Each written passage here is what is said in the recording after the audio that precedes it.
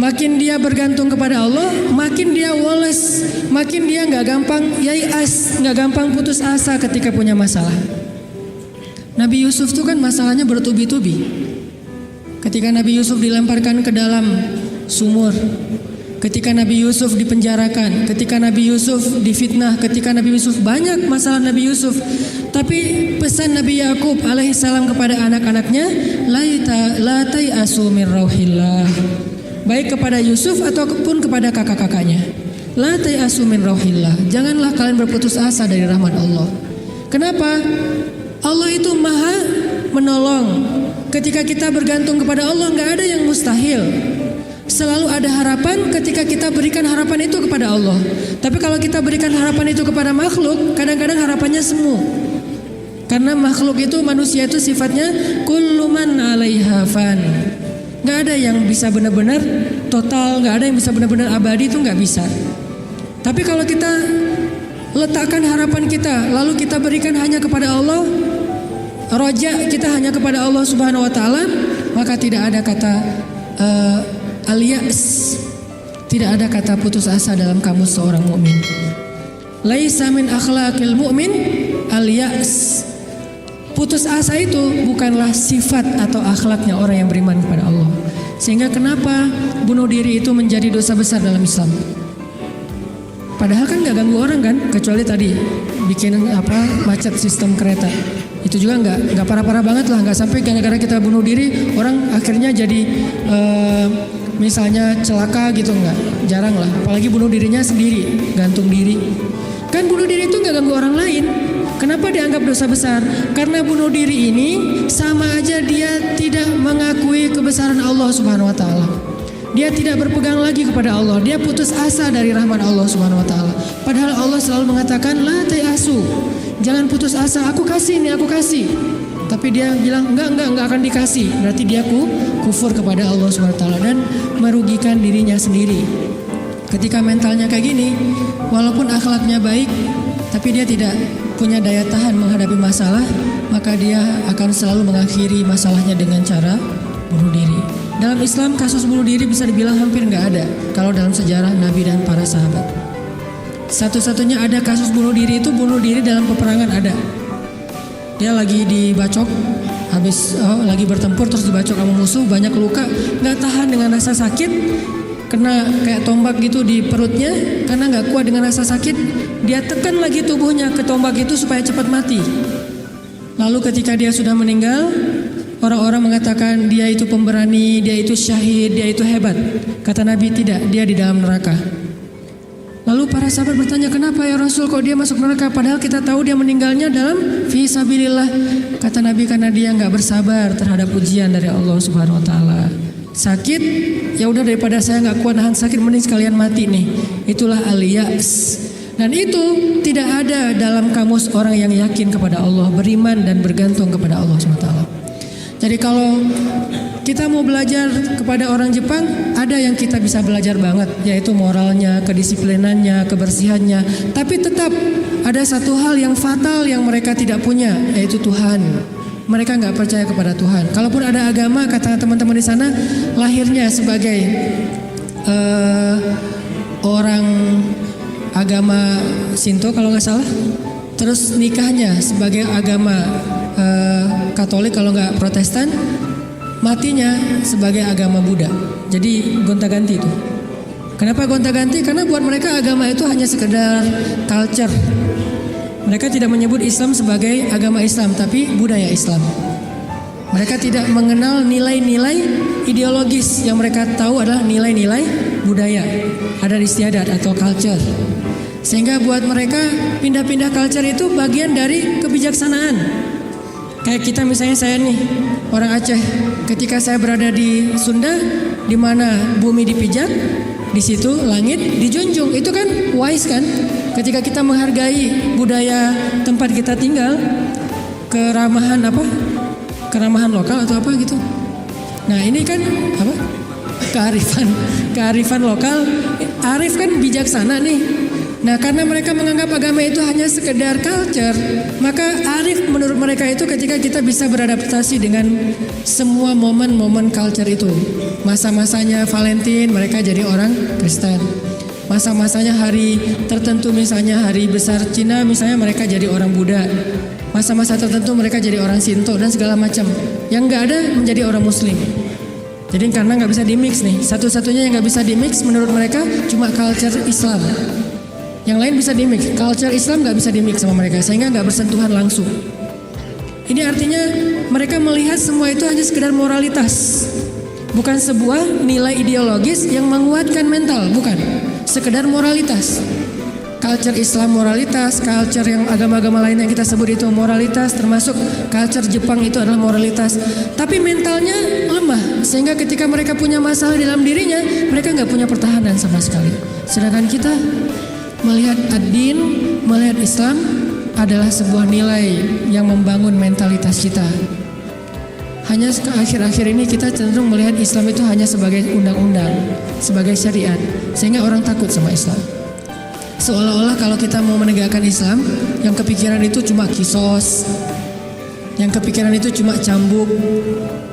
Padahal Nabi menerapkan itu juga akhir-akhir setelah mentalitasnya udah mantap nih. Setelah pemahaman agamanya udah komprehensif, setelah diedukasi, baru kemudian penutupnya adalah menyempurnakan keadilan dengan cara menegakkan hukum. Kalau ada orang yang bilang misalnya, ngapain sih Tuhan katanya pengasih tapi kok menciptakan neraka? Sebetulnya jawabannya logis banget dan sederhana kan? Karena tanpa ada surga neraka tidak ada keadilan. Kemana larinya orang-orang yang berbuat jahat dan zalim kalau tidak ada neraka? Maka kalau semuanya masuk surga, yang zalim sama yang terzalimi, lalu di mana keadilan? Kalau gitu kita mending jadi orang jahat aja, toh masuk surga juga kan? Mending kita ambil aja hak orang lain, toh nanti di akhirat juga tetap masuk surga. Kalau gitu di mana ada keadilan? Keadilan Allah itu justru menciptakan surga dan neraka. Cuman pintu surga lebih banyak daripada pintu neraka, dan Allah selalu memberikan peluang untuk selamat dari api neraka dengan cara mengampuni dosa. Allah Maha Adil. Allah nggak mengatakan kalau udah cap neraka udah nggak akan lagi berubah, enggak. Kalau kamu buat dosa sekali nggak akan diampuni, pasti masuk neraka, enggak. Disitulah Maha Rahman. Selain Allah adil, Allah juga Rahim, Rahman, Rauf, apalagi banyak sifat-sifat Halim. Allah menciptakan keadilan dengan adanya surga, adanya neraka. Tetapi Allah selain adil, Allah juga Maha Pengasih. Dengan apa? Kalau ada yang berbuat dosa nggak langsung dihukum sama Allah. Kita sering buat dosa, emangnya langsung dihukum? Enggak. Kadang-kadang memang Allah langsung negur, tapi bukan hukuman. Karena kalau dihukum harusnya lebih dari itu. Kalau ditegur, karena kadang-kadang kita nggak sadar dengan cara-cara yang baik. Allah kasih sedikit, ada cemeti sedikit, biar kita dicambuk sedikit, ditoel dikit ya. Biar kita sadar. Supaya apa? Biar kita sadar. Biar dengan kesadaran itu kita menjadi lebih baik, lebih bermanfaat, lebih berkualitas hidupnya. Allah nggak langsung menghukum kita. Kalau Allah mau menghukum kita dengan dosa kita, kayaknya kita nggak ada yang berada di sini sekarang ini. Udah celaka dari dulu-dulu juga. Sekali kita minum, sekali kita narkoba, sekali kita berzina, sekali kita membunuh, sekali kita mengambil hak orang lain, udah langsung celaka. Kenapa masih bisa hidup? Kenapa masih bisa berada di masjid? Dan ini keistimewaan yang Allah kasih kepada kita. Orang yang sering nyakitin Allah masih diundang ke rumah Allah. Kan Allah baik banget tuh. Coba kita, ada yang sering nyakitin kita, mau diundang ke rumah kita? Di telepon aja kita reject terus, kalau perlu di blok, nggak bisa nelpon lagi, unfollow segala macam, left group.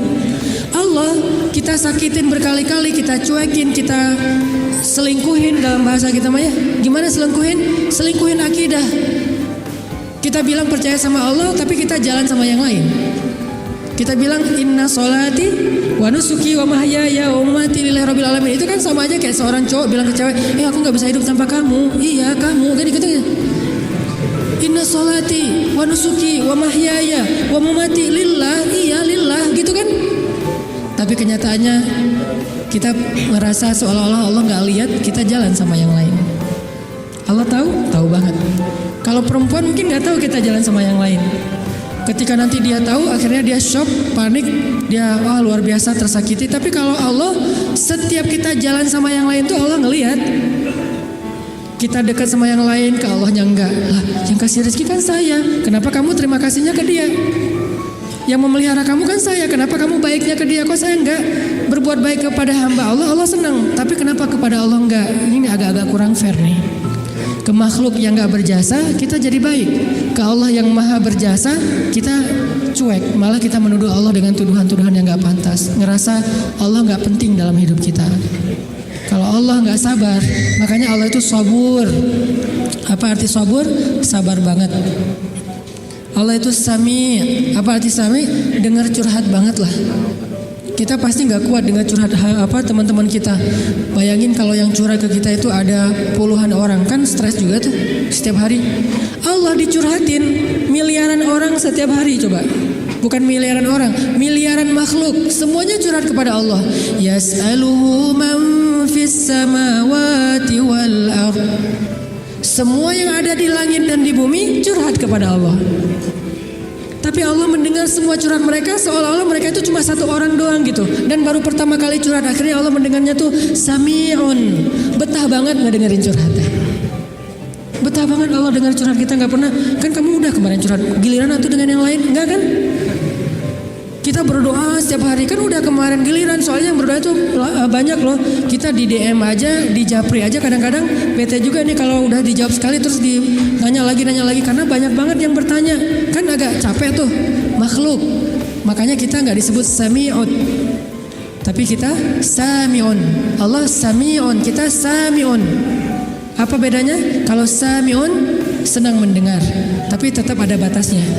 Kalau sami'un pendengar banget, betah banget ngedengerin, gak ada batasnya, gak pernah Allah capek mendengar curhat kita.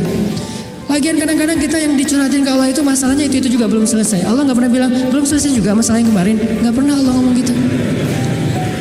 Kayak berlarut-larut kamu teh masalah gak beres-beres, Allah gak pernah ngomong kayak gitu kan. Tetap aja hambaku ada apa, Allah mendengar. Dan bukan cuma mendengar, Allah yang ngedatangin kita ke langit dunia setiap sepertiga malam. Terus Allah bertanya, hal min dhi hajah, ada nggak di antara hambaku yang butuh sesuatu? Sini. Hal min taib, adakah di antara hambaku yang pengen taubat? Sini aku terima taubatnya. Hal min mustaghfir, adakah di antara hambaku yang pengen minta ampun? Sini aku ampuni dosanya. Allah datangin kita, Allah nawarin jasa kepada kita, masih kita bilang juga Allah nggak berjasa dalam hidup kita. Masih kita bilang kita nggak butuh Allah Subhanahu Wa Taala. Fa bi ayyi ala'i rabbikuma tukadziban. Jadi teman-teman, ada orang kadang dalam kehidupan kita itu berjasa banget sampai kita nggak bisa ngelupain dia. Salah satunya dalam hidup saya misalnya yang paling berjasa itu ibu nomor satu pastinya ya. Kedua istri. Orangnya ada soalnya di sini. Ibu, istri. Kalau selain keluarga, oke, itu keluarga. Selain keluarga, siapa yang paling berjasa? Dalam hidup saya itu salah satu yang cukup banyak ngebantu saya itu adalah salah satunya nih. Ada saudara saya, Ustadz Muhtarom namanya, dosen Unpad, tinggal di Antapani. Beliau yang pertama banget nampung saya ketika saya baru hijrah ke Bandung. Ketika saya nggak tahu tinggal di mana, nggak punya rumah kontrakan, ngontrak juga nggak bisa. Beliau nampung saya tinggal di rumah beliau beberapa lama di Antapani. Beliau kenalin saya dengan ibu-ibu Masjid Salim. Nih dari Mesir nih, mau nggak dengerin ceramahnya? Enak loh. Padahal saya juga masih bingung ceramahnya gimana ya. Nggak pernah ceramah. Sekali-kali ceramah yang kebalik kan Allah Shallallahu Alaihi Wasallam, Rasulullah Subhanahu Wa Taala. Sekali-kalinya ceramah kebalik saking nervousnya. Disuruh ceramah sama Ustadz Muhtaram, nih ceramah. Akhirnya ibu-ibu ngundang-undang saya awal-awal dikenalin di Bandung. Berjasa banget. Sehingga kalau misalnya beliau miss call, nggak keangkat sama saya, langsung saya telepon balik. Kalau beliau SMS, langsung saya read, langsung typing, langsung bales. Kenapa? Karena saya merasa beliau berjasa dalam hidup saya. Adakah yang lebih berjasa dalam hidup kita daripada Allah Subhanahu Wa Taala? Toh beliau juga hamba Allah. Allah yang mengirim beliau untuk saya. Allah yang mengirim ibunda untuk saya. Allah yang mengirim istri saya untuk saya. Kalau Allah nggak kirim istri saya buat saya, nggak mungkin saya bisa nikah sama dia. Kan saya sering cerita, saya bukan tipe dia banget. 4 pantangan pada diri dia tuh ada di saya. Ya Allah, jangan itu, jangan itu, jangan itu, jangan itu ada di saya semuanya. Coba kalau Allah nggak membolak-balikan hati dia, mana mungkin saya nikah sama dia kan? Kayak mustahil gitu, karena bukan tipe dia banget. Ya Allah, jangan yang orang Sumatera, jangan brewokan, jangan yang dop. Udah dop, brewokan pula. jangan anak pesantren karena mungkin beda kebiasaannya, terlalu soleh kali menurut dia gitu ya. Empat-empatnya ada pada diri saya, terutama yang DOP dan Sumatera nih. Orang Sumatera kuliah di Mesir, dan Mesir mah Sumateranya Arab. Arab itu kayak kita, ada Sundanya, ada Jawanya, ada Betawinya, ada Sumateranya. Mesir itu Sumateranya Arab. Di Mesir tuh nggak ada cerita kita nungguin bus di halte tuh nggak ada. Yang ada ngejar bus. Bus tuh nggak pernah berhenti untuk ngangkut penumpang, nggak ada tuh. Bus ngeliat kita lagi nungguin, malah dia iseng, makin dicepetin. Akhirnya kita kejar, wah, cowboy banget lah kehidupan di Mesir mah. Dia cuma berhenti kalau yang nungguin itu ibu-ibu. Kenapa? Karena ibu-ibu di Mesir itu raja. Nggak ada yang berani sama ibu-ibu. Benar-benar queen tuh kalau ibu-ibu teh. Di Mesir ibu-ibu belanja nih ya. Mang, apa bahasa Arabnya? Gitulah pokoknya. Mang, itu saya pengen ikan gitu ya. Oh iya. Pas diambil ternyata ikannya matanya agak-agak merah gitu, mungkin agak-agak lama di freezer. Akhirnya bilang, ini kenapa nih ikan matanya merah? Begadang ya? Nggak jadi deh, malah saya mau ikan yang suka begadang, cari yang lain. Ganti lagi yang lain, udang aja, baunya nggak enak, ganti lagi. Berkali-kali gonta-ganti. Itu yang dagang ikan tuh nggak boleh marah. Kenapa? Yang ngomong seorang perempuan. Dan di Mesir itu perempuan sangat dihormati, nggak boleh berdebat dengan perempuan, aib. Debat dengan cewek itu aib. Kalau dimarahin cewek itu aib. Mending kita menghindar aja deh. Kalau kita naik bus, duduk nih, ibu-ibu naik harus berdiri. Kalau nggak berdiri itu dianggap aib, satu bus semuanya aib. Kalian laki-laki atau apa kalian teh? Ada perempuan masuk ke bus, kalian pada duduk cuek itu, malu-maluin kalau di Mesir. Sehingga kalau ada ibu-ibu naik ke dalam bus nih, cowok-cowok semuanya berdiri siap. Silakan pilih kursi yang mana aja. Ibu-ibu boleh memilih. Kalau di kita kan laki-laki memilih, enggak, salah. Ini ibu-ibu yang memilih, saya mau yang di situ. Kenapa? Cowoknya ganteng. Dia milih tuh. Terserah dia mau duduk di mana. Cuma dua, ibu-ibu sama ulama. Kalau ada ulama Al-Azhar, karena ulama Al-Azhar, dosen-dosen saya di Al-Azhar itu nggak punya mobil pribadi. Mereka hidupnya sederhana. Gajinya gede sih, tapi asal gajian langsung ngasih beasiswa kepada mahasiswa yang kurang mampu. Kalau udah gajian tuh saya ngerasain sendiri nih. Dia gajian ngambil di admin ya. Karena dulu nggak ada transferan. Mesir itu agak-agak terlalu ya gitulah, manual ya, nggak ada transfer. Satu-satunya komputer di ruang admin tuh dipakai main kartu. Karena dia nggak ngerti sistem komputerisasi akun kayak gitu tuh, akuntan tuh nggak ngerti dia tuh. Tahu satu-satunya komputer dipakai main kartu. Pas kita lagi ngantri, Om kita lagi ngantri nih, ntar tunggu dulu nih, dikit lagi nih belum beres nih, gitu coba. Tapi menghargai banget kepada orang tua, ulama, ibu-ibu. Nah, ada dosen saya ngambil gajinya kurang lebih sekitar 2.000 pound. 1 pound itu dulu sekitar 3.000 rupiah, lumayan lah ya, hampir 10 juta gajinya. Dia ngambil gaji sekitar 10 juta, langsung datangin mahasiswa yang kita lagi nongkrong di depan kelas, depan kampus, ditangin, ya abnai, manggilnya lembut, anak-anak, kata dosen teh. Kalian udah beli buku kuliah belum? Kita senyum-senyum, padahal udah, tapi senyum-senyum aja. Mau bilang udah, jujur. Mau bilang enggak boleh dusta ya, senyum-senyum aja. Oh ya udah nih, beli buku, alhamdulillah. Akhirnya kita beli buku, cuman bukan buku kuliah, buku tambahan gitu, kayak buku sejarah, buku apa. Alhamdulillah, dia ngasih dari 10 juta, 5 juta itu buat anak-anak. Dan itu kebiasaan di sana tuh dosen-dosennya. Makanya karena hidupnya kayak gitu, sederhana, nggak punya kendaraan. Dosen kalau mau ke kampus bareng dengan kita pagi-pagi tuh naik bus. Cuman kalau kita ngejar, kalau bus supirnya nggak berani disuruh dosen Al-Azhar ngejar bus kan nggak mungkin nih. Kalau melihat itu ada penampilan dosen, langsung busnya berhenti. Begitu dosennya naik langsung jalan tuh, nggak peduli kita lagi di tangga kayak di apa, nggak peduli deh. Kan dosen dulu yang naik nih, Prof silakan. Dosennya naik, baru dosennya di atas, kita masih bergelantungan tuh, bus langsung jalan tuh. Sampai ada beberapa mahasiswa Malaysia karena nggak terbiasa, mungkin mereka kan biasanya naik taksi nih, karena beasiswa dari kampus, dari kerajaannya gede. Kalau kita kan beasiswanya dari Al-Azhar. Mesir itu negara miskin tapi ngasih beasiswa puluhan ribu mahasiswa asing. Negaranya miskin tapi bisa ngasih beasiswa, luar biasa. Nah Malaysia nggak dikasih. Negara yang tidak dikasih beasiswa di Asia itu Malaysia dan Brunei. karena dianggap udah sejahtera. Akhirnya mereka terbiasa naik taksi nih. Begitu mahasiswa Malaysia sekali naik bus, nggak terbiasa naik bus ala-ala Mesir gitu, turunnya membelakangi arah jalannya bus. Kebayang kan? Melundung gitu kan? Kita mahasiswa Indonesia ketawa-ketawa aja, wah lucu. Kalau kita kan udah biasa koboi ya, kejar bus, terus turunnya sambil lari. Kadang-kadang kalau bawa barang itu barangnya dilempar dulu ke dalam bus, langsung dikejar naik gitu. Udah biasa lah kayak gitu-gitu di Mesir. Tadi cerita apa tadi teh? Hubungannya? Ya gitulah, nggak ada hubungannya. Pokoknya balik lagi ke tema ya. Intinya ketahanan hati kita itu ketika kita dekat kepada Allah Subhanahu wa taala. Jadi nggak ada ceritanya dalam kamu seorang mukmin ada masalah, baper, udah gitu bunuh diri, nggak ada. Tergantung tawakal kita kepada Allah. Coba rasain ketika kita lagi ngerasa enak nih hubungannya sama Allah, sama ketika kita lagi jauh dari Allah, terus dua-duanya dikasih masalah, mana yang lebih nyaman buat kita? Kalau kita pas lagi dapat masalah, pas lagi dekat sama Allah, itu akan bertahan banget. Saya pernah ngerasain itu. Saya karena kan sering ditolak ya ceritanya ya, curhatlah dikit lah ya. Kalau ditolaknya lagi jauh dari Allah, itu baper. Tawaf Sungai Nil kan, mau loncat, aduh dalam takut ada apa kuda Nil gitu, nggak loncat.